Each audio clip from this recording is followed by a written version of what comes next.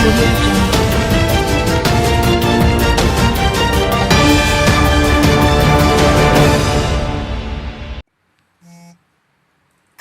పౌర్ణమి సందర్భంగా ఉమ్మడి నెల్లూరు జిల్లా నాయుడుపేట పట్టణంలో అలాగే మండల పరిధిలోని వివిధ శైవ క్షేత్రాలలో శివనామ స్మరణలు మిన్నంటాయి.